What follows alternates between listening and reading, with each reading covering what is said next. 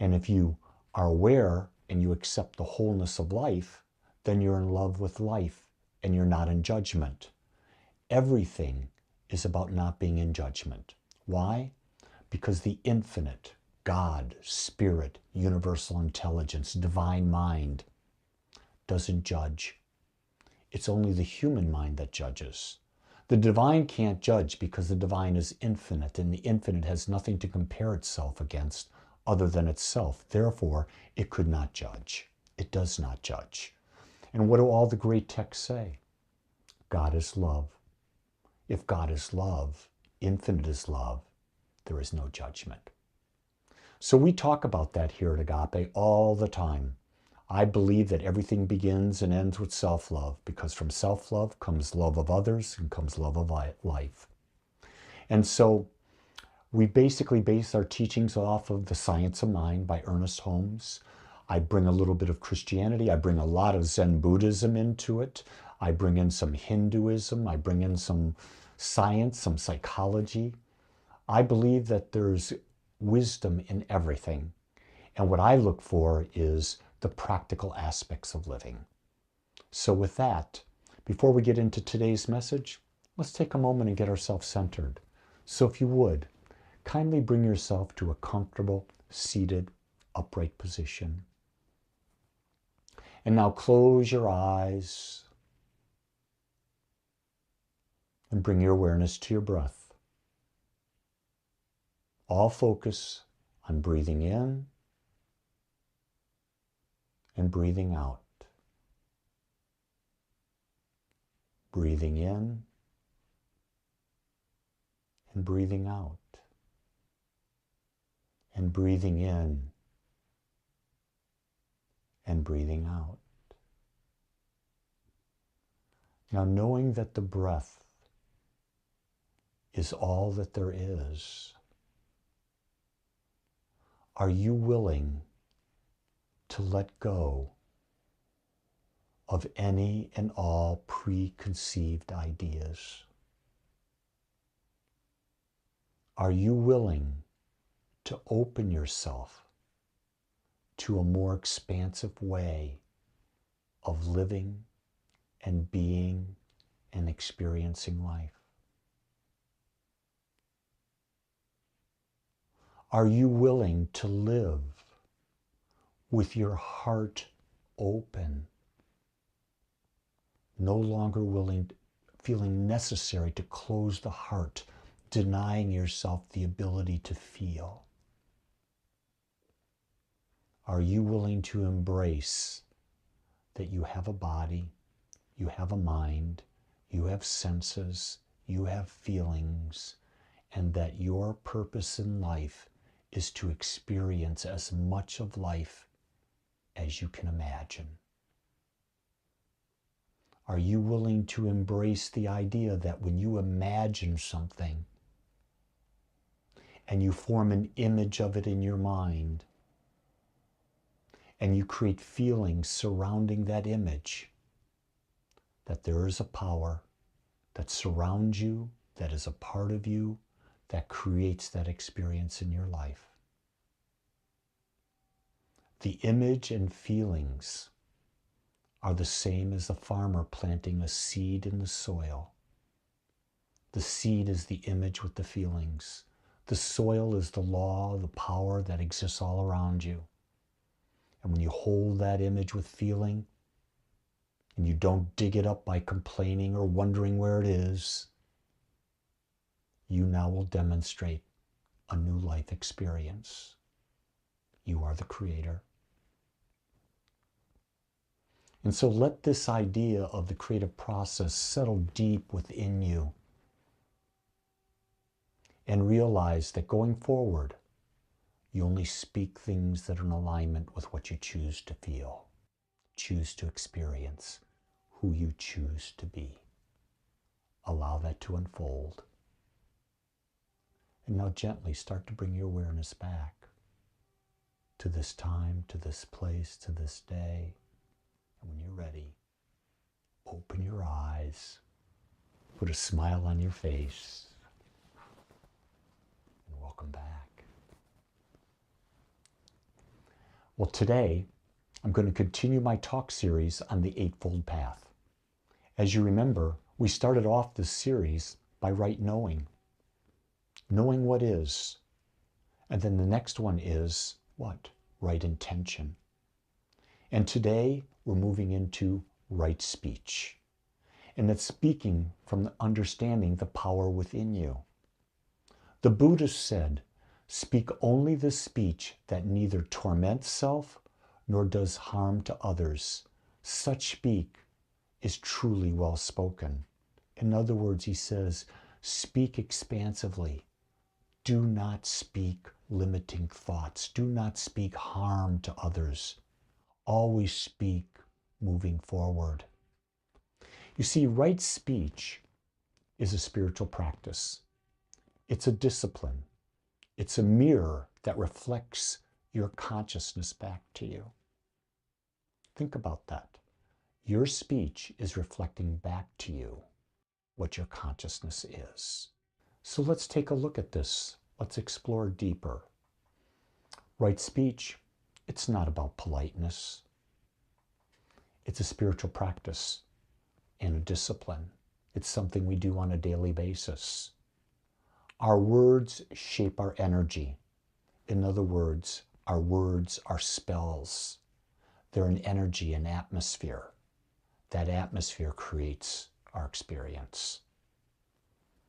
You speak to build truth, or do you speak to build illusion? That's the key thing. That's why speech matters so much. You can be building truth, or you can be building an illusion. And if you realize that most of our lives are all about the illusion. So the foundation of right speech is to speak in alignment with truth, love, and awareness. The truth, you're one with all that is. Love, you speak with non-judgment.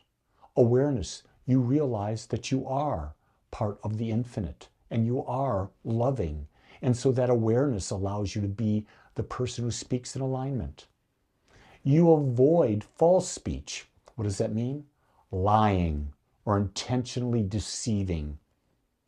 You see that all the time, don't you? We're going to go into more detail on this. We avoid malicious speech. Malicious speech is what? Gossip, diversive, or stirring up conflict, consciously trying to build up drama. That's malicious speech. In other words, another one, avoid harsh speech. What does that mean? Angry, cruel, abusive. It's how you're speaking. And last but not least, avoid idle chatter. Purposeless talk that absolutely means nothing. It's absolutely a waste of time. So let's go back and let's look at false speech.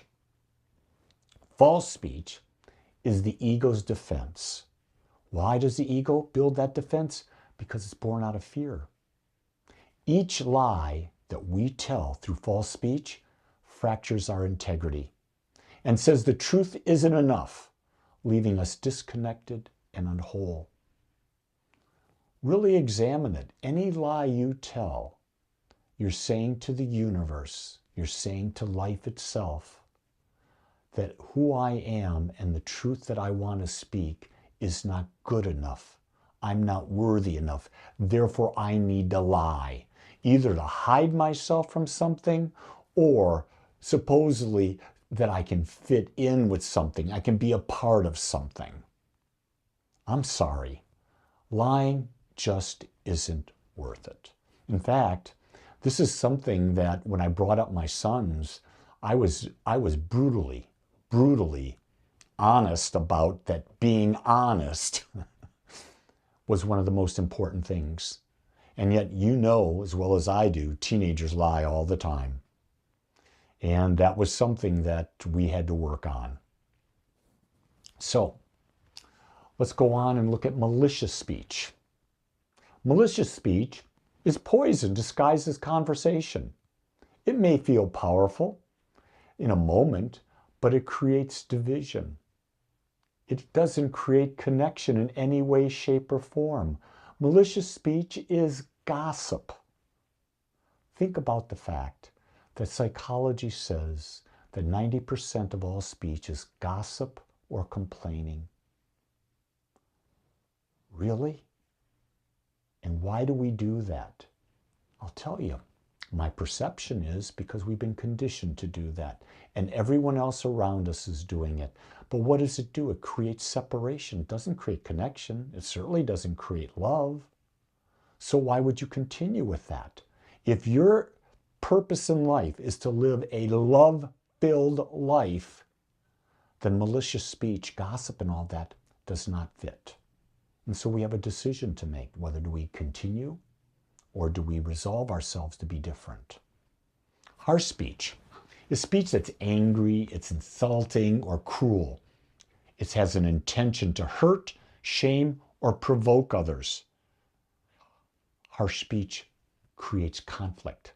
It breaks connection. Right speech, not harsh speech, but right speech calls for words that are kind, calm, respectable, and truthful. It's so much easier when we speak rightly. We never have to defend ourselves. But if we're speaking harshly, we're always going to be on the defense. And people are going to, we're creating conflict, and it's going to be something where there's attacking going on back and forth. And that seems to be where conflict tends to come from. Looking at idle chatter, that's meaningless, it's distracting, it's ego-driven, it's gossip, boasting, talking just to fill the silence. It wastes energy, distracts from truth. What's something meaningless? Talking about, oh, the weather's going to do this. Oh, it ruined my birthday party. Oh, Sally wore that hat. Jim, my God, you know, he's just so cruel in the way he acts around people. Or I'm just so good. I'm so above. Why? Why do you feel it's necessary to talk like that? That's our ego coming in again. Our job is, we have an ego. It's okay to have an ego. You'll always have an ego. But who's the master of your ego? That's the really thing. You see, when our words align with our inner truth, something powerful happens. We become a conduit for clarity, healing, and presence. All that unnecessary noise clouds us from seeing what is true, what is clear. It clouds us from healing. All that unnecessary chatter, whether it's harsh, abusive, whatever it might be, lying, it causes our system to go into stress. When we go into stress, guess what? We become available to dis-ease. If we were speaking truthfully, we would be in a peaceful state. We would not have inner conflict. Ergo, we would probably be much, much, much better physically and emotionally healthy. So let's talk about this right speech. I like to look at it as conscious communication. Right speech equals alignment. It means you're aligned with your highest values. You're aligned with your truth. You're not beating around the bush, doing things, vacillating here and there. It's about speaking only what is true, what is necessary, what is kind. I think that's really key. No matter what you're speaking, you can speak it kindly. It does not have to be harshly. And then speak clearly, not cruelly. If you've been following me for a while, you know I'm a very direct talker. And I've had to I've had to consider and adjust how I speak directly. Because sometimes people view it as unkind. But I believe my intention is, as we talked about last week, is to help, to support. But I have to be conscious of how others might receive it. And when you're saying something that's real, say it with compassion, understanding where is the other person coming from. And you may tone your message a little differently. You can speak what is true, what is necessary, and you can use a level of kindness that they'll be able to hear the message so much more. There are people out there where, if I'm talking to my friend Charles, He's the guy that's going to edit this video to put it out there. We're pretty dang direct. When I'm talking to my wife, I tone it down just a little bit. My directness doesn't have to be the same as I am. And so it's a matter of understanding the degrees of how you present things. But it doesn't mean speaking with power. Power is important. Your speech has power. So speak without needing to be liked. This is one of the things we have. We want to be liked by everyone. I don't speak to be liked. I speak to speak the truth. I speak to be clear. I'm not going to consider whether or not you're going to like me or not. You will or you won't, but I have no power over that.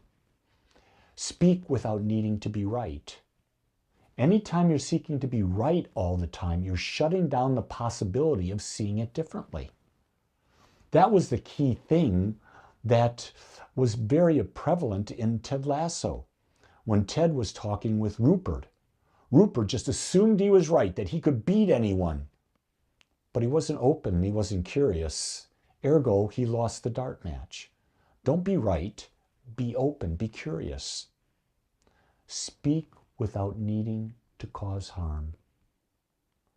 A lot of times we want to be right, and in order to be right, we want to hurt that person. They did this to me, so I'm going to speak these words about them. I'm going to gossip about them. I'm going to complain about them. I'm going to talk to them this way. I'm going to cause harm. No, that's not speaking with power. That's speaking without power. That's speaking as an unaware being.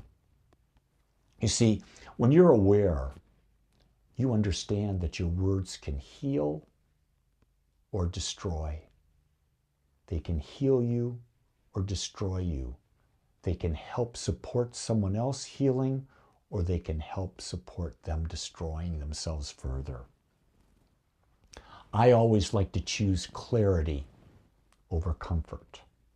In other words, it may be easier to say this that's not true. I won't do that. I'll say what's true, so I never have to go back and question my integrity. For me, integrity is critical, that I speak it. How I speak it, yes.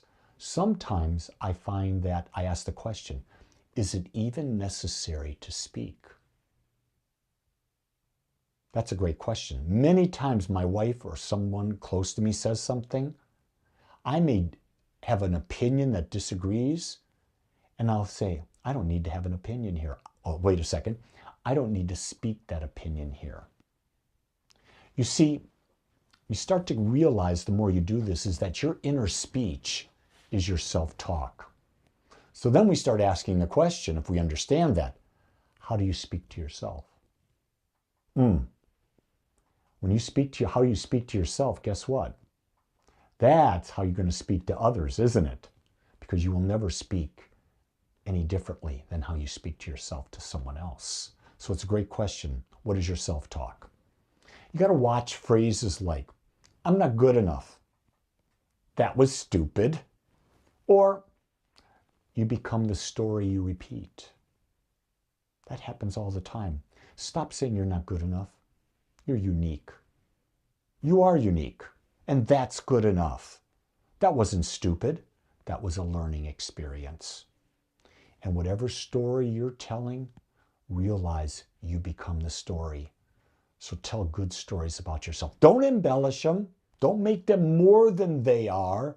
Tell the stories as they are if you're going to tell a story at all. So we've got to learn to transform our inner dialogue.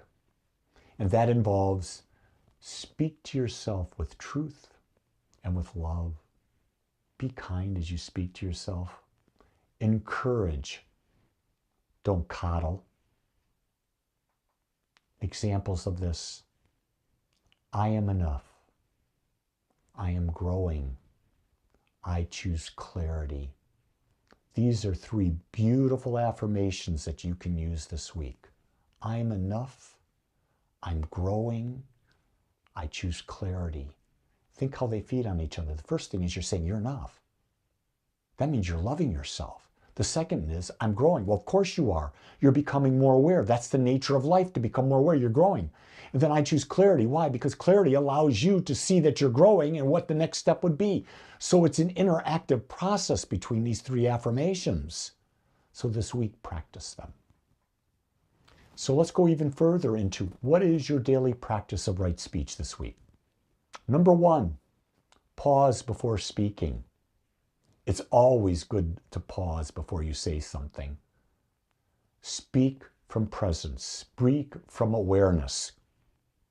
And when you're speaking from presence or awareness, ask, is this from pain or is this from my higher self?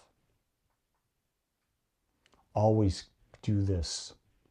Speak uplifting thoughts. And if you're not going to speak uplifting thoughts, stay silent.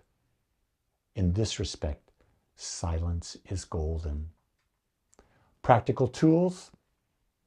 Replace self-criticism with affirmations. I am enough. Don't criticize yourself.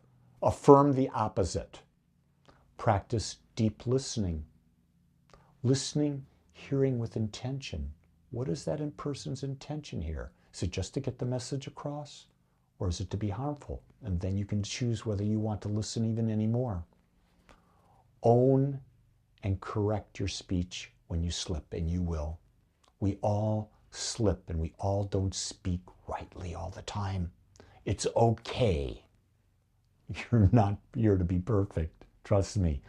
But when you are that way and you become aware, make a change, correct it. That's the best thing I can do. You see, speech has a ripple effect. It raises the vibration around you. The person you are and how you're speaking in a crowd raises the vibration of the entire conversation. And when you do right speech, you become a safe place. You become a lighthouse. You become a trusted presence. People know that. One of the things that when I chose to enter this thing called spiritual teacher, minister of new thought and that, minister of life, of love, one of the things I knew is I had to be safe. Because people were exploring the deepest things and the deepest part of people's hearts. And people have to feel safe to open their heart. You have to lead by example. That's the lighthouse. And people have to be willing to trust you. But here's the key thing. They won't trust you if you don't trust you. And they can tell. You see, your congruence, your alignment, that's your power. And you'll know it, and so will everyone else in the universe. People can tell when you're congruent with what you teach, what you live, what you believe, what you speak. You see, right speech, it isn't about sugarcoating. It's about clarity with compassion. It's about speaking directly without an intention to damage. You see, we have a creative power. And that creative power creates our experience. So you want to speak as a creator. Understand that every word is a creation. And before you speak, when you understand that, you ask, is it true? Is it necessary? Is it kind? Think about that. Before you speak, ask, is it true? Is it necessary? Is it kind? If it's not true, is it necessary? If you have an opinion, is it kind? Understanding those questions will take you a long way to finding right speech. Your challenge this week is to audit your speech. Just audit it, listen to it, and if it's wrong, correct it. Ask the question, am I speaking truth? Am I speaking peace? Am I speaking love? Am I speaking with love? Am I speaking about love? Wow, what a challenge that is. When you speak consciously, you transform your world and you transform the world of everyone who's around you. So, beginning today, speak like a conscious creator. Speak like someone who knows the power in their voice And as you do, watch your world transform. It'll be worth every ounce of effort you put into it. This I know to be true, and I want you to learn it as well. So I want to thank you for watching this message today. And if you enjoyed this message, share it with others. Spread this message around so other people can get this. Together we can make the world a better place as we change ourselves. Also, if you would, go to Agape Spiritual Center. If you're not receiving my daily thought or weekly newsletter, sign up. Just go to agapespiritualcenter.com, click on the newsletter, sign up. Also, check us out for all the various offerings we do online and some in person. And while you're there, if the message touched you, make a donation. Give to us so that we can continue to bring this message to you and support even a greater number of people. With that, it's a great day to be alive. It's a great day to use right speech. And start by how you're speaking about you.